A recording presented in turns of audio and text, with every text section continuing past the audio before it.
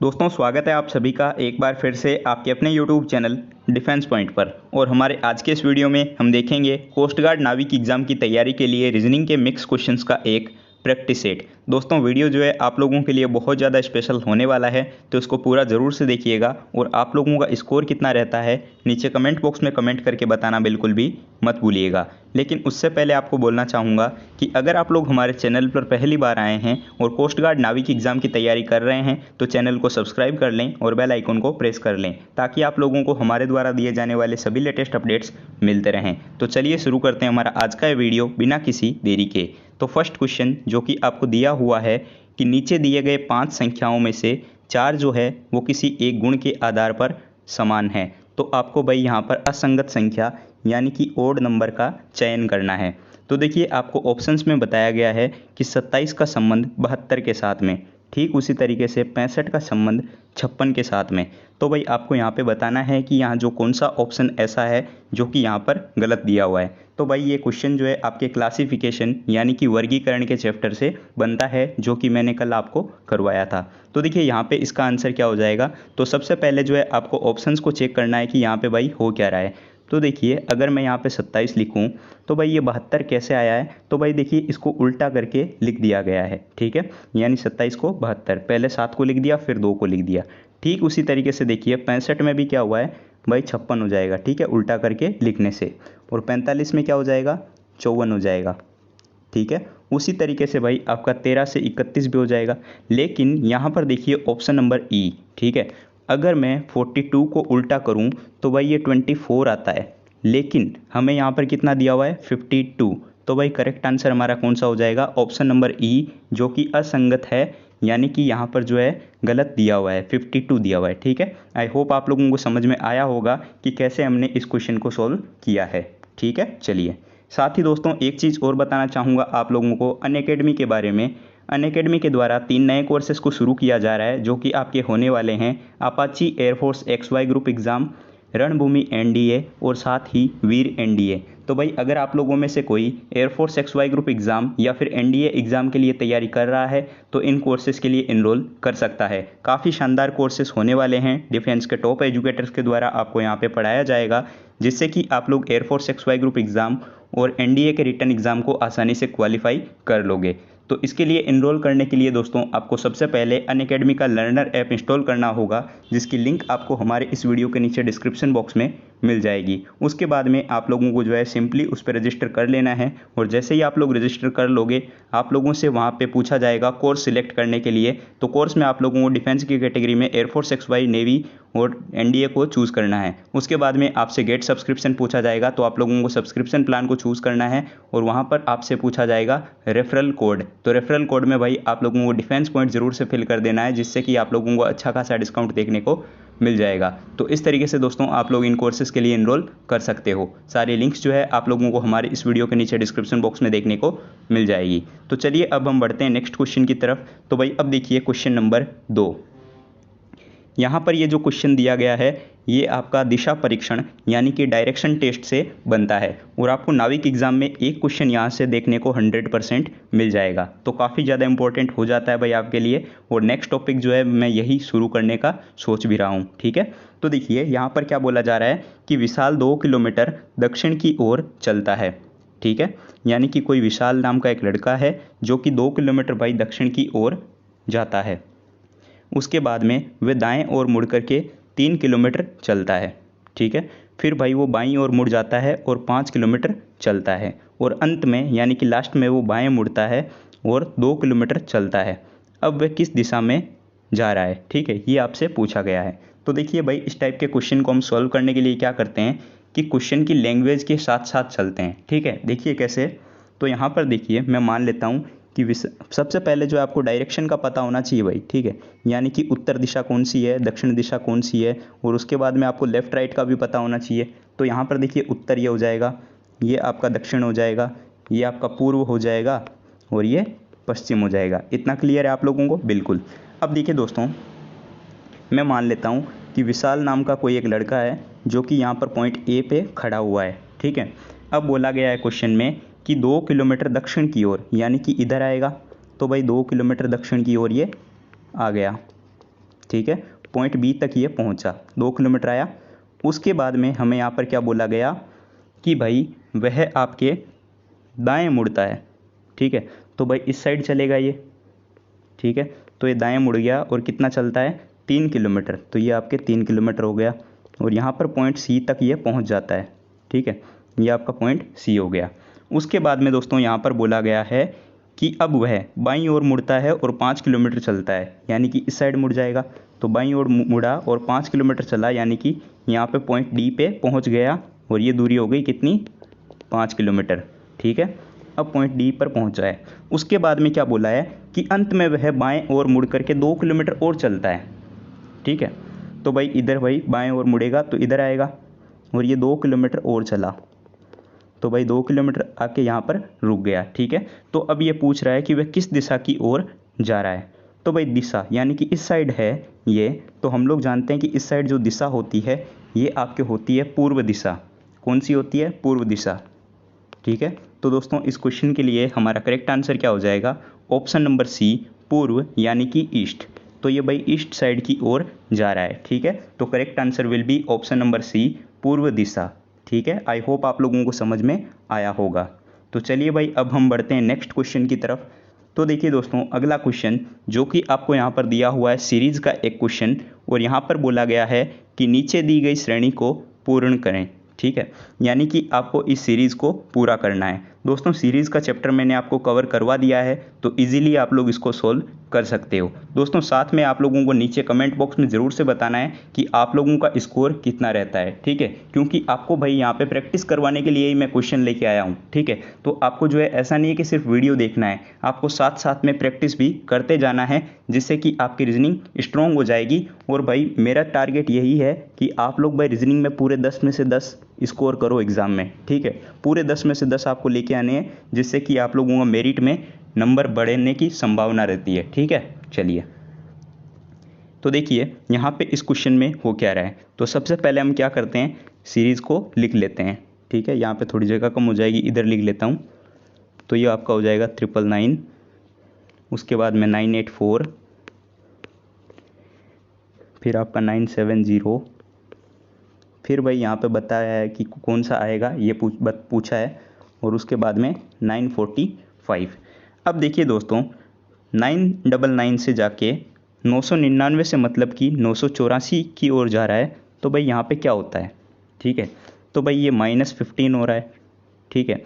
उसी तरीके से 984 की साइड से 970 में जा रहा है, तो भाई ये -14 होता है, ठीक है। यानी कि आपको यहाँ पे एक चीज़ समझ आई होगी कि भाई ये -15 हो रहा है, फिर ये -14 हो रहा है, तो अब जाहिर सी बात है कि ये -13 होगा, ठीक है। तो 970 में से मैं कम कर लूँगा कितना, -13, तो 970 में से 13 कम होगा तो कितना आ जाएगा, 957। 957 ही आता है ना, हाँ बिल्कुल 957 आ जाएगा। अब देखिए हमें ये भी चेक कर लेना है कि 945 आता है कि नहीं। तो यहाँ पर भाई -15 हुआ, यहाँ पे -14 हुआ, यहाँ पे -13 हुआ, तो भाई जाहिर सी बात है कि यहाँ पे -12 होगा।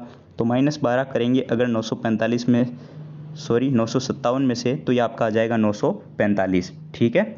तो भाई आपका करेक्ट आंसर हो जाएगा ऑप्शन नंबर बी, 957। क्या हुआ है यहाँ पे, तो भाई यहाँ पे -15, -14, -13 की सीरीज़ चल रही है, ठीक है, जिससे कि हमें 957 मिल गया है। काफ़ी इजी क्वेश्चन था, ठीक है। चलिए तो अब देखिए भाई क्वेश्चन नंबर 4, जो कि आपको यहाँ पर एक कोडिंग डिकोडिंग का क्वेश्चन दिया हुआ है, और यहाँ पे क्या बोला जाता है कि यदि किसी सांकेतिक भाषा में अब्सेंट को लिखा जाता है ZYHVMG से, तो आपको ये बताना है कि प्रेजेंट को उसी भाषा में किस प्रकार से लिखा जाएगा, ठीक है। तो इसके लिए हम लोग क्या करते हैं कि भाई सबसे पहले जो है अब्सेंट को चेक करेंगे कि किस प्रकार से लिखा गया है। तो यहाँ पर जो है मैं अब्सेंट की स्पेलिंग लिख लेता हूँ। तो ये मैंने लिख लिया अब्सेंट। अब यहाँ पे क्या बोला गया क्वेश्चन में कि भाई अब्सेंट को लिखा जाता है आपके ZYHVM और G से।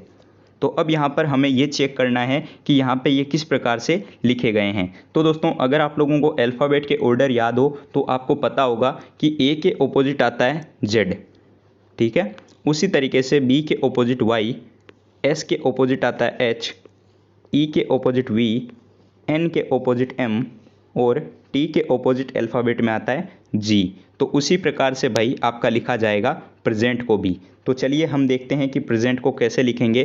तो ये आपका मैं स्पेलिंग लिख लेता हूँ सबसे पहले प्रेजेंट की। तो ये आपका हो जाएगा PRESENT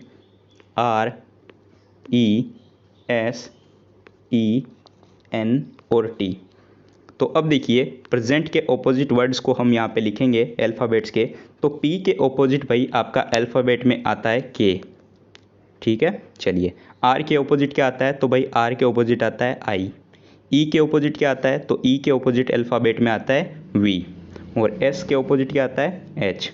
ई के ऑपोजिट फिर से वी आ जाएगा। एन के ऑपोजिट भाई आता है आपका एम। और टी के ऑपोजिट क्या आता है जी, ठीक है। इतना क्लियर है। तो भाई प्रेजेंट को किस प्रकार से लिखा जाएगा, KIVHVMG।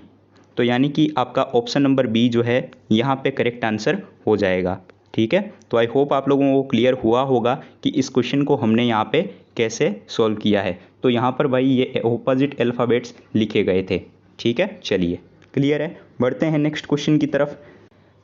तो अब देखिए भाई क्वेश्चन नंबर 5। और यहाँ पर इस क्वेश्चन में आपसे बोला गया है कि नीचे दिए गए विकल्पों में से विषम को अलग कीजिए, यानी कि find the odd one out from the alternative given below. तो यहाँ पर आपको बताना है कि कौन सा ऑप्शन जो है यहाँ पर बेमेल है, यानी कि विषम होगा। तो देखिए सबसे पहले हम देखते हैं कि ऑप्शंस क्या क्या दिए गए हैं। तो यहाँ पर भाई आपको बोला गया है भूगोल, भौतिकी, रसायन और जीव विज्ञान। तो यहाँ पर विषम कौन सा हो जाएगा। आई होप आप लोगों को देखते ही पता चल गया होगा कि यहाँ पर विषम कौन सा होगा। तो दोस्तों यहाँ पर करेक्ट आंसर हो जाएगा ऑप्शन नंबर ए ज्योग्राफी या फिर आपके भूगोल। क्यों हो जाएगा, तो देखिए फिजिक्स, केमिस्ट्री और बायोलॉजी ये तीनों जो है भाई आपके साइंस के ही पार्ट हैं। क्या है, साइंस के ही पार्ट हैं। लेकिन ज्योग्राफी जो है ये आपका पूरा अलग सब्जेक्ट हो जाता है। तो दोस्तों इस क्वेश्चन के लिए आपका करेक्ट आंसर हो जाएगा ऑप्शन नंबर ए ज्योग्राफी। इस टाइप का क्वेश्चन आपको एग्जाम में देखने को भी भाई मिल सकता है, ठीक है। चलिए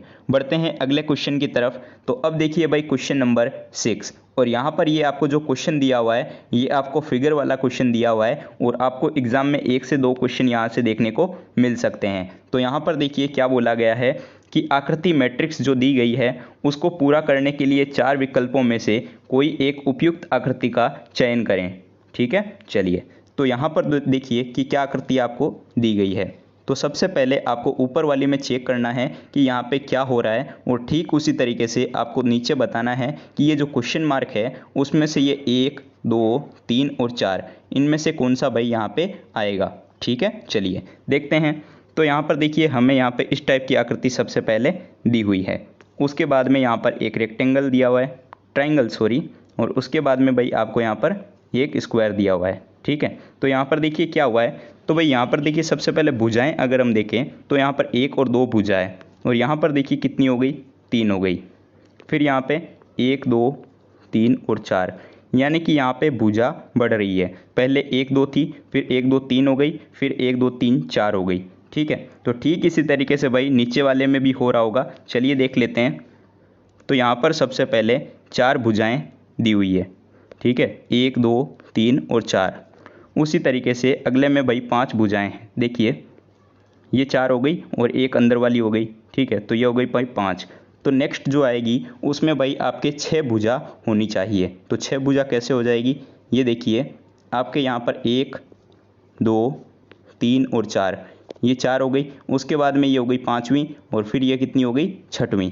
तो यहाँ पर जो है भाई इस टाइप की आकृति आपको कहाँ पे देखने को मिल रही है, तो भाई ऑप्शन नंबर बी में, ठीक है। तो ऑप्शन नंबर बी जो कि 2 नंबर वाला फिगर है यहाँ पे ये करेक्ट आंसर आपका हो जाएगा। क्यों, क्योंकि इसमें जो है आपको 6 भुजाएं देखने को मिल रही है और यहाँ पर पहले 2 भुजाएं थी, फिर 3 हुई, फिर 4 हुई, यानी कि भुजा बढ़ रही थी। तो यहाँ पर पहले 4 थी, तो यहाँ पर 5 हुई, तो भाई नेक्स्ट जो आएगी उसमें कितनी हो जाएगी, 6 हो जाएगी, ठीक है। तो इस टाइप की आकृति जो है भाई आपको 2 नंबर पे दी हुई है। तो करेक्ट आंसर हो जाएगा option number B. I hope आप लोगों को समझ में आया होगा कि इस क्वेश्चन को हमने यहाँ पे कैसे सॉल्व किया है, ठीक है। तो अब देखिए भाई क्वेश्चन नंबर 7। और यहाँ पर इस क्वेश्चन में क्या बोला जा रहा है, तो देखिए कि 4 विकल्पों में से एक आकृति का चयन कीजिए जो कि चित्र मैट्रिक्स को पूरा करती हो, ठीक है। यानी कि इन 1, 2, 3 और 4 ऑप्शंस में से जो है कौन सा ऑप्शन यहाँ पे क्वेश्चन मार्क की जगह पे रिप्लेस होगा, ये आपको बताना है, जिससे कि चित्र मैट्रिक्स पूरा हो जाए। तो यहाँ पर देखिए सबसे पहले आपको क्या करना है कि भाई ऊपर वाली को देखना है, यानी कि ये जो 3 फिगर आपको दिए हुए हैं यहाँ पे इनको आपको देखना है कि यहाँ पे हो क्या रहा है। तो भाई मैं तीनों को यहाँ पर बना लेता हूँ। तो यहाँ पर देखिए कुछ इस तरीके की आकृति भाई आपको फर्स्ट में दी हुई है। उसके बाद में ये आकृति जब आगे की ओर जाती है तो यहाँ पे क्या हो रहा है, ये दो जो है भाई यहाँ पे सेम रहते हैं, लेकिन इन दो को जो है अंदर से फिल कर दिया जाता है। ठीक है, ऐसा ही बनाया हुआ है बिल्कुल। और नेक्स्ट आकृति जो बनेगी भाई उनमें जो है क्या किया गया है, इन चारों को फिल कर दिया गया है।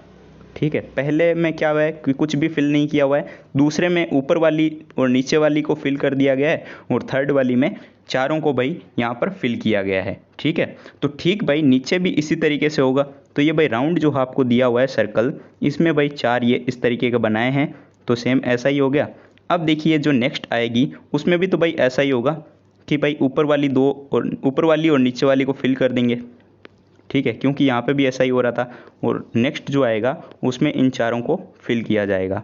ठीक है, तो देखिए आपको यहाँ पर फर्स्ट और थर्ड वाली फिगर तो दे रखी है, और आपको सेकंड वाली पता करनी थी, तो भाई सेकंड वाली आपको मिल गई है, जिसमें कि क्या होगा कि ऊपर वाली 2 को फिल किया हुआ है और साइड वाली 2 को ब्लैंक रखा गया है। तो इस टाइप की फिगर आपको कहाँ पे दिख रही है, तो भाई 3 नंबर में आपको यहाँ पर देखने को मिल रही है। देखिए यहाँ पे ऊपर वाली और नीचे वाली को फिल किया गया है, और 2 ऊपर साइड वाली को जो है खाली रख दिया गया है। तो करेक्ट आंसर कौन सा हो जाएगा, ऑप्शन नंबर बी, क्योंकि 3 नंबर की फिगर जो है भाई आपको ऑप्शन नंबर बी में दे रखी है। तो आई होप आप लोगों को समझ में आया होगा कि मैं यहाँ पर क्या बोलना चाह रहा हूँ। ठीक है, और क्या मैंने यहाँ पे आपको समझाया है। ठीक है, चलिए क्लियर है, बढ़ते हैं नेक्स्ट क्वेश्चन की तरफ। तो अब देखिए भाई क्वेश्चन नंबर 8। ठीक है, और यहाँ पर इस क्वेश्चन में क्या बोला गया है कि एक समान शब्द को चुनें, और यहाँ पर आपको 3 शब्द दिए गए हैं, कोलकाता, मुंबई और मैंगलोर। तो भाई इसी कैटेगरी में आपको एक और शब्द का चयन करना है यहाँ पर ऑप्शंस में से। और ऑप्शंस क्या क्या दिए गए हैं, तो ऑप्शंस दिए गए हैं भाई हैदराबाद, दिल्ली, कोचीन और उपरोक्त में से कोई नहीं। तो यहाँ पर क्या आ जाएगा, तो देखिए भाई यहाँ पर सबसे पहले मैं आपको करेक्ट आंसर बताता हूँ, और उसके बाद में आपको उसके पीछे का रीज़न बताऊँगा। तो correct answer will be option number C, Cochin. अब कोचीन जो है इसके लिए करेक्ट आंसर क्यों हो जाएगा, तो देखिए दोस्तों, कोलकाता, मुंबई, मैंगलोर और कोचीन, इन चारों सिटीज़ में जो है भाई एक कॉमन चीज़ है। कॉमन क्या है, तो भाई इन चारों में जो है आपको पोर्ट देखने को मिल जाएंगे, यानी कि बंदरगाह। ठीक है, तो इन चारों में जो है भाई पोर्ट हैं, तो भाई करेक्ट आंसर हो जाएगा ऑप्शन नंबर सी, कोचीन। जबकि हैदराबाद और दिल्ली में जो है भाई आपके पोर्ट नहीं हैं। तो इस क्वेश्चन के लिए करेक्ट आंसर हो जाएगा ऑप्शन नंबर सी।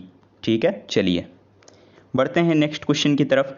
तो अगला क्वेश्चन जो कि आपको यहाँ पर फिर से एक कोडिंग डिकोडिंग का क्वेश्चन दिया गया है, और यहाँ पर आपको इस क्वेश्चन में बोला गया है कि यदि किसी कोड भाषा में रोज़ को लिखा जाता है 6821 से, चेयर को लिखा जाता है 73456 से, और प्रीच को लिखा जाता हो 961473 से, तो आपको ये बताना है कि ये जो सर्च वर्ड है इसको किस प्रकार से लिखा जाएगा। दोस्तों इस टाइप का क्वेश्चन मैंने आपको 2 से 3 बार करवा दिया है, मिक्स क्वेश्चंस के प्रैक्टिस सेट में भी करवाए थे, और इसके अलावा कोडिंग डिकोडिंग का जब चैप्टर करवाया था तो उसमें भी मैंने आपको करवाया था। ठीक है, तो बहुत ही ईजी क्वेश्चन हो जाता है। देखिए हमें बताना है सर्च वर्ड को जो है किस प्रकार से लिखा जाएगा। तो मैं यहाँ पर जो है सबसे पहले सर्च को लिख लेता हूँ।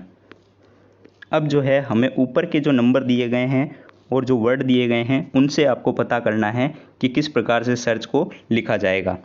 तो देखिए भाई रोज़ में जो है एस आता है, और रोज़ को लिखा जाता है 6821 से, तो एस का नंबर कौन सा हो गया भाई, यहाँ पर एस का नंबर हो गया 2, तो ये हो जाएगा आपका 2।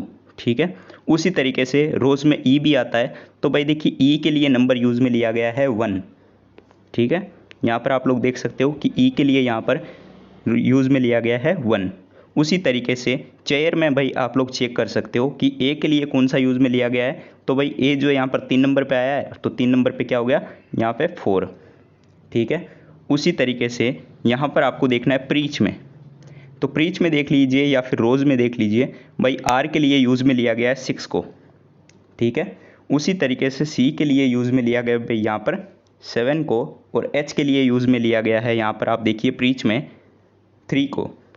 ठीक है, तो सर्च को किस प्रकार से लिखा जाएगा, तो भाई सर्च को हम लोग लिखेंगे 2 1 4 6 और 7 3 से, यानी कि ऑप्शन नंबर बी हमारा इस क्वेश्चन के लिए करेक्ट आंसर हो जाएगा। दोस्तों बहुत ही इजी क्वेश्चन है, आई होप आप लोगों को देखते ही समझ आ गया होगा। ये क्वेश्चन आपको बताना नहीं चाहिए था, लेकिन मैंने आपको फिर भी बता दिया है। ठीक है, चलिए बढ़ते हैं नेक्स्ट क्वेश्चन की तरफ। तो अब देखिए भाई क्वेश्चन नंबर 10, और यहाँ पर ये जो क्वेश्चन आपको दिया हुआ है ये भाई आपका एक वेन डायग्राम का चैप्टर बनता है, उसमें से ये क्वेश्चन बनते हैं। ठीक है, यहाँ पर आपको जो है वेन डायग्राम बताना होता है। कैरेट, फूड और वेजिटेबल के बीच में आपसे पूछा गया है, तो इन तीनों के बीच में आपको वेन डायग्राम बताना है कि कौन सा ऑप्शन वाला सही होगा। तो मैं आपको चलिए थोड़ा बता देता हूँ कि कैसे हम वेन डायग्राम के क्वेश्चंस को सॉल्व करते हैं। इसके अलावा जब मैं आपको चैप्टर करवाऊँगा तो डिटेल में सारी चीज़ें समझाऊँगा। ठीक है, तो देखिए हमें क्या क्या बोला गया है, कैरेट, फूड और वेजिटेबल। इसमें से आपको ऐसा चुनाव करना है कि भाई इनके बीच में क्या संबंध है। ठीक है, तो देखिए हम लोग सभी लोग जानते हैं कि फूड जो होता है, ठीक है, तो मैं मान लेता हूँ कि ये फूड है। ठीक है, अब हम लोग जानते हैं कि फूड के अंदर ही आता है वेजिटेबल्स। ठीक है, क्योंकि खाने के अंतर्गत ही तो आती है ना वेजिटेबल्स, तो ये भाई मैं वेजिटेबल्स लिख लेता हूँ। ठीक है, अब देखिए यहाँ पर फूड हो गया, वेजिटेबल हो गया, और वेजिटेबल के अंदर क्या आती है, कैरेट। ठीक है, तो मैं यहाँ पर क्या बना लूँगा, कैरेट, तो मैं इसको लिख दूँगा भाई कैरेट। ठीक है, कैरेट यानी क्या होता है, गाजर। अब देखिए खाने के अंतर्गत आती है सब्जियाँ। ठीक है, और सब्जियों के अंतर्गत आती है भाई आपके कैरेट। तो भाई वेन डायग्राम जो होगा वो किस टाइप का बन जाएगा, तो वेन डायग्राम बनेगा आपका कुछ इस तरीके का। ठीक है, यानी कि सबसे पहले हो जाएगी फूड, फूड के अंदर होगा सब्जी, और सब्जी के अंदर हो जाएगा भाई आपके गाजर। ठीक है, तो करेक्ट आंसर कौन सा हो जाएगा, ऑप्शन नंबर ए वाला। चलिए आई होप आप लोगों को क्लियर हुआ। तो अब देखिए भाई क्वेश्चन नंबर 11, जो कि आपको यहाँ पर फिर से एक वेन डायग्राम दिया हुआ है, और यहाँ पर आपको वेन डायग्राम बताना है ब्रदर, हस्बैंड और मैन के बीच में। ठीक है, तो इन तीनों के बीच में वेन डायग्राम किस टाइप का बनेगा, तो देखिए भाई मैन जो होते हैं उनकी कैटेगरी में ही आते हैं आपके ब्रदर और हस्बैंड दोनों। ठीक है, लेकिन अब देखिए ब्रदर जो होते हैं वो आपके हस्बैंड भी हो सकते हैं, और हस्बैंड जो होते हैं वो आपके ब्रदर भी हो सकते हैं। तो कुछ इस टाइप का भाई आपके वेन डायग्राम बन जाएगा। तो यहाँ पर देखिए ये क्या हो जाएगा आपका, ये हो जाएगा आपका मैन। ठीक है, और यहाँ पर एक हो जाएगा आपका ब्रदर, तो मैं इसको लिख लेता हूँ ब्रदर, और ये आपका हो जाएगा हस्बैंड, तो मैं इसको लिख लेता हूँ हस्बैंड। ठीक है, यहाँ पर कैसे हुआ फिर से समझ लीजिए, हमें बताना था मैन, हस्बैंड और ब्रदर के बीच में वेन डायग्राम। ठीक है, तो देखिए इनमें से कौन सा होगा, तो भाई हम लोग जानते हैं कि मैन जो होते हैं उनकी कैटेगरी में ही आपके आएंगे ना ब्रदर और हस्बैंड दोनों। ठीक है, इतना क्लियर है। अब देखिए मैंने यहाँ पर एक बना लिया ब्रदर। ठीक है, तो ये भाई आपका हो गया समझ लीजिए ब्रदर। अब देखिए ब्रदर जो होते हैं वो आपके हस्बैंड भी हो सकते हैं, और जो हस्बैंड होते हैं वो आपके ब्रदर भी हो सकते हैं। तो भाई कुछ इस टाइप का जो है कॉमन यहाँ पे पार्ट आ जाएगा। ठीक है, तो यहाँ पर जो है इस टाइप की आकृति आपको कहाँ पे देखने को मिल रही है, तो भाई आपको ऑप्शन नंबर 2 में देखने को मिल रही है। तो दोस्तों इस क्वेश्चन के लिए आपका करेक्ट आंसर हो जाएगा ऑप्शन नंबर 2। आई होप आप लोगों को समझ में आया होगा कि किस टाइप से जो है हमने बनाया इसके बीच में वेन डायग्राम। ठीक है, तो चलिए बढ़ते हैं नेक्स्ट क्वेश्चन की तरफ, जो कि आज का आपका इस वीडियो का लास्ट क्वेश्चन होने वाला है, क्वेश्चन नंबर 12। और यहाँ पर इस क्वेश्चन में आपसे पूछा गया है कि फीमेल्स, डॉक्टर और पेशेंट के बीच में आपको यहाँ पर वेन डायग्राम बताना है कि कुछ किस टाइप का वेन डायग्राम बनेगा। तो यहाँ पर हम लोग देख लेते हैं सबसे पहले फीमेल्स, क्योंकि हमें यहाँ पर फीमेल्स बोला है। तो अब देखिए भाई ये हो गया आपका फीमेल, मैं यहाँ पर एफ से इसको रिप्रेजेंट करूँगा। ठीक है, तो यह क्या हो गया आपका फीमेल। अब देखिए कुछ फीमेल्स जो है ये आपके डॉक्टर भी तो हो सकती है, क्यों, ऐसा तो है नहीं कि भाई फीमेल्स डॉक्टर नहीं हो सकती। तो भाई ये हो गया आपका डॉक्टर। ठीक है, अब देखिए फीमेल और डॉक्टर ये दोनों भी भाई आपके रोगी हो सकती है, यानी कि पेशेंट हो सकती है, क्योंकि एक फीमेल जो है वो पेशेंट हो सकती है, और एक डॉक्टर जो होती है वो भी भाई पेशेंट हो सकती है। तो इन दोनों की कैटेगरी के अंदर आ जाएगी। तो ये आपका हो गया पी, ठीक है, यानी कि पेशेंट। तो भाई कुछ इस टाइप का वेन डायग्राम आपका बन जाएगा फीमेल डॉक्टर्स और पेशेंट के बीच में। ठीक है, तो इस टाइप का डायग्राम आपको कहाँ पे देखने को मिल रहा है? तो भाई ऑप्शन नंबर सी में आपको दिख रहा है। तो करेक्ट आंसर हमारा हो जाएगा ऑप्शन नंबर सी। मैं फिर से आपको बता दे रहा हूँ कि कैसे हुआ है। तो देखिए भाई फीमेल्स, हमें यहाँ पर फीमेल्स डॉक्टर और पेशेंट के बीच में बताना था, तो मैंने मान लिया कि ये भाई फीमेल है। ठीक है, अब देखिए कुछ फीमेल जो होती है वो आपकी डॉक्टर भी हो सकती है, तो ये थोड़ा सा इसके अंदर आ गया। ठीक है, अब देखिए जो फीमेल होती है और डॉक्टर होती है वो भी आपके पेशेंट हो सकती है। तो ये भाई कुछ इस टाइप का वेन डायग्राम आपका यहाँ पर बन जाएगा। तो इस टाइप का वेन डायग्राम आपको ऑप्शन नंबर सी में देखने को मिल रहा है। तो भाई करेक्ट आंसर हो जाएगा हमारा option number C. I hope आप लोगों को समझ में आ गया होगा। तो चलिए दोस्तों, आज के इस वीडियो में इतना ही। तो अब आप जो है नीचे कमेंट बॉक्स में बताइएगा कि आप लोगों को ये हमारा वीडियो कैसा लगा और आप लोगों का स्कोर कितना रहा है।